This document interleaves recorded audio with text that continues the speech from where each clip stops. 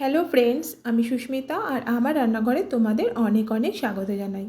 আজ তোমাদের সাথে শেয়ার করব সম্পূর্ণ নিরামিষ একটি রেসিপি ঘরোয়া পদ্ধতিতে। তো এখানে আমি বাটার পনির বানাবো। তো এখানে সাদা তেলের মধ্যে তেজপাতা, দারচিনি, দুটো এলাচ, কাঁচা লঙ্কা, 3টে টমেটোর আর 10-12টা কাজু বাদামকে একটুখানি ভেজে নিতে হবে। তারপর সামান্য লবণ দিয়ে দিলাম।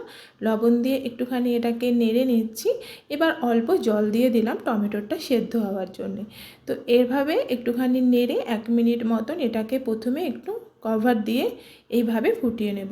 1 মিনিট পর কভারটা সরিয়ে এইভাবে টমেটোগুলোকে একটুখানি ঘেটে দিতে হবে। তারপর এটাকে আবার কভার দিয়ে 2 মিনিট মতন ফুটিয়ে নেব। তো এখানে টমেটোগুলো দেখো আমার সেদ্ধ হয়ে গেছে।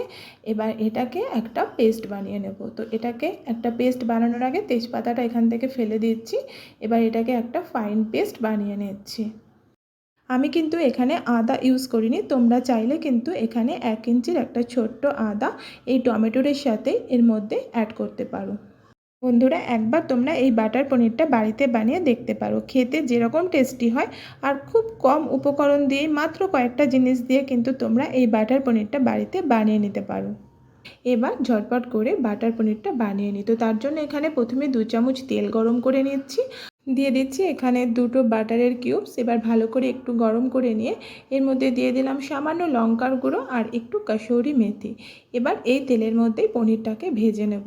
তাহলে কিন্তু পনিরের মধ্যে ফ্লেভারও একটা দারুণ সুন্দর আসে আর কালারটা কিন্তু ভীষণ সুন্দর হয়। তো এরকমভাবে পনিরটাকে ভেজে নেবে। এবার পনিরটা ভাজা হয়ে গেলে এরই মধ্যে আমি যে পেস্টটা বানিয়েছিলাম সেটা দিয়ে দিলাম। এবার গ্যাসের ফ্লেমটা একদম লো টু মিডিয়ামে রেখে এটাকে বেশ কিছুক্ষণ ধরে একটু কষিয়ে নেবে। বন্ধুরা, এই রান্নাটা করতে কিন্তু খুব বেশি সময় লাগে না। তো বাড়িতে যদি হঠাৎ কোনো গেস্ট এসে যায়, তোমরা কিন্তু খুব ঝটপট করে এই রেসিপিটা বানিয়ে দিতে পারো। তো দেখো এখানে দিয়ে দিচ্ছি ধনে গুঁড়ো, দিয়ে দিচ্ছি এখানে লঙ্কার গুঁড়ো স্বাদ মতন, আর দিয়ে দিচ্ছি এখানে শাহি গরম মশলা। তো ধনেটা কিন্তু আমি এখানে 1/2 চামচ মতন দিয়েছি। এবার ভালো করে মশলাগুলোকে এর সাথে একটুখানি মিশিয়ে নিয়ে একদম গ্যাসের ফ্লেমটা লোতে রেখে কিছুক্ষণ একটু এটা কষে নিচ্ছি। তারপর দেখো দিয়ে দিলাম বড় 1 চামচ মতন টক দই। যতক্ষণ না মশলাটার থেকে তেলটা আলাদা হচ্ছে এইভাবে কিন্তু তোমায় মশলাটা কষে যেতে হবে। তোমরা কিন্তু আগে পনিরটা ভেজে তুলে রেখে তারপর মশলাটা কষে নিয়ে তারপর পনিরটা অ্যাড করতে পারো।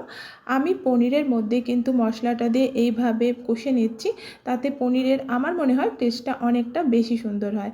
তো এখানে দেখো এবার অল্প জল দিয়ে দিলাম। এবার ভালো করে আরও এর সাথে মিশিয়ে নিচ্ছি এই জলটাকে।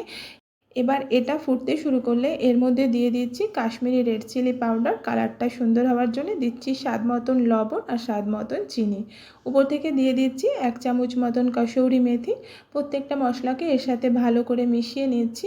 গ্যাসের ফ্লেমটা কিন্তু লোতেই রেখে দিয়েছি। এবার এটাকে একটুখানি কিছুক্ষণ কুক করে নেব। 1 থেকে 2 মিনিট এইভাবে কুক করে নেওয়ার পর এর মধ্যে দিয়ে দিচ্ছি বাটারের একটা কিউবস, আর উপর থেকে দিয়ে দিচ্ছি খুব সামান্য ধনেপাতা। তাতে কিন্তু এর টেস্টটা আরও সুন্দর হয়। তো দেখো এখানে কিন্তু আমার বাটার পনিরটা একদম রেডি হয়ে গেছে, আর এটা রুটি, পরোটা সবের সাথেই কিন্তু দারুণ সুন্দর লাগে। তো রেসিপিটা একবার অবশ্যই বাড়িতে ট্রাই করো।